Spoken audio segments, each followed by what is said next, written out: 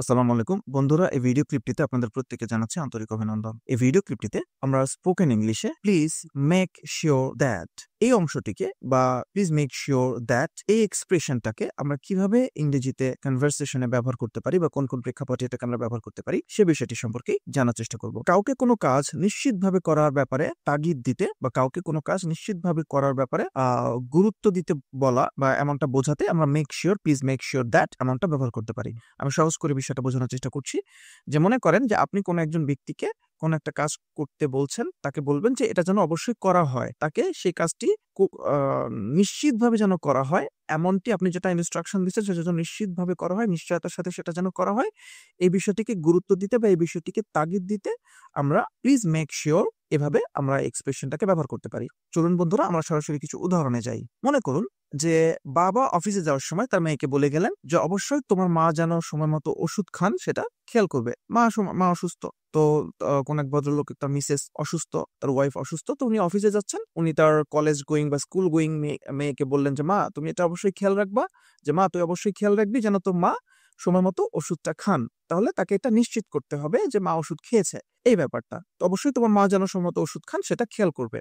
তার মানে মা যদি সময় মতো ওষুধ খেতে ভুলে যান তাহলে এটার জন্য বাবা মেয়েকে বকা দিতে পারেন, তাকে নিশ্চিত করতে হচ্ছে। তাহলে কারণ মা যেন সময় মতো ওষুধ খান এটা নিশ্চিত করার কথা কার ছিল? মেয়ের ছিল, নাহলে আবার বকা দিবে বাবা। এমনটা এরকম প্রেক্ষাপটে আমরা মূলত মেক শিওর বা প্লিজ মেক শিওর এভাবে এক্সপ্রেশনটাকে ব্যবহার করতে পারি। আমরা কিছু উদাহরণ দিলে বিষয়টা খুব বেশি ক্লিয়ার হয়ে যাবে ইনশাল্লাহ। চলেন বন্ধুরা আমরা কিছু উদাহরণ দেখি। Make sure that your mom takes medicine timely. তো বাবা যেটা অফিসে যাচ্ছিলেন, যাওয়ার সময় তার মেয়েকে বলতে পারেন make sure that your mom takes medicine timely. অবশ্যই এই ব্যাপারটা কনফার্ম হবা, তুমি এটা নিশ্চিত করবা, এটা তোমার দায়িত্ব থাকলো বাবা। মেক শিওর এটাকে নিশ্চিত করবা, এটাকে পালন করবা যে that your mom takes medicine timely, তোমার মা যেন ঠিক মতো সময় মতো ওষুধটা নেন, ওষুধটা ঠিক মতো যেন খান, এই বিষয়টা তুমি নিশ্চিত করবে।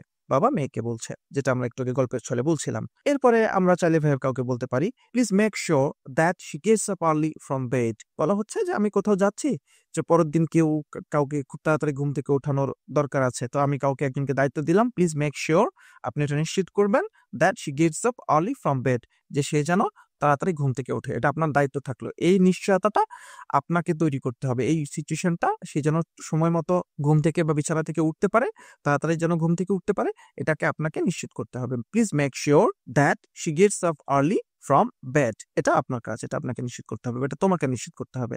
এই অর্থে আমরা মেক শিওর বা প্লিজ মেক শিওর যে এক্সপ্রেশন গুলো এটা আমরা জাস্ট ব্যবহার করছি। আপনারা এগুলো দেখবেন, দেখে দেখে এই জিনিসগুলো বোঝার চেষ্টা করবেন।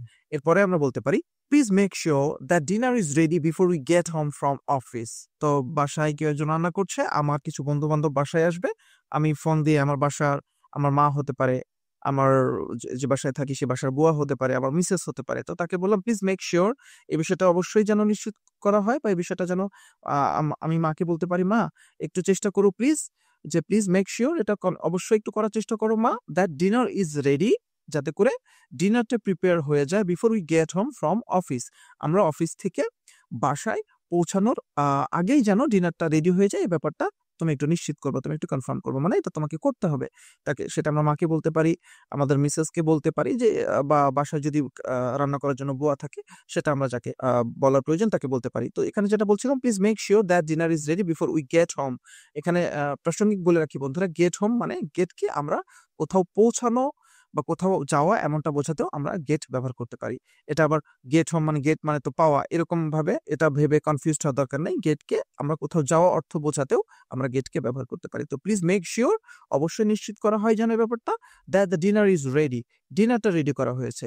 কিভাবে? কখন? Before we get home from office, আমরা অফিস থেকে বাসায় যাওয়ার আগেই যেন ডিনারটা রেডি করা হয় সে ব্যাপারটা নিশ্চিত করতে বলা হয়েছে। এরপরে যে বিষয়টা রয়েছে please make sure that the water is not very hot. কোন কাউকে একজনকে, মনে করেন শীতকালে আমরা অনেকে গরম পানি দিয়ে গোসল করি, তো যদি এমন হয় যে কোনো বাসায় গিজার নাই বা পানি গরম, মনে করেন চুলাতে পানি গরম করে একটা পাতিলে করে আপনি বালতিতে ঢেলে গোসল করছেন, জাস্ট সাধারণ মধ্যবিত্ত পরিবারের যে চিত্র শীতকালে গোসলের সেটাই বলছি।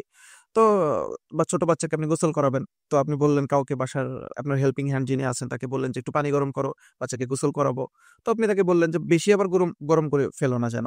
খেয়াল রেখো যেন পানিটা বেশি গরম না হয়ে যায়।" এরকম এক্সপ্রেশন যদি আমরা দিতে চাই তাহলে কি বলতে পারি? আমরা বলতে পারি, "please make sure that the water is not very hot. Please make sure" এটা নিশ্চিত করতে হবে তোমাকে বা এই বিষয়টা তোমার দায়িত্ব থাকলো। প্লিজ মেক সিউর এটা নিশ্চিত করো that the water is not very hot.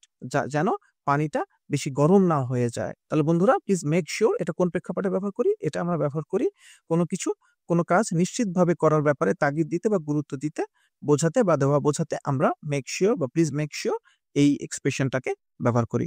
আশা করি বুঝতে পেরেছেন। অসংখ্য ধন্যবাদ।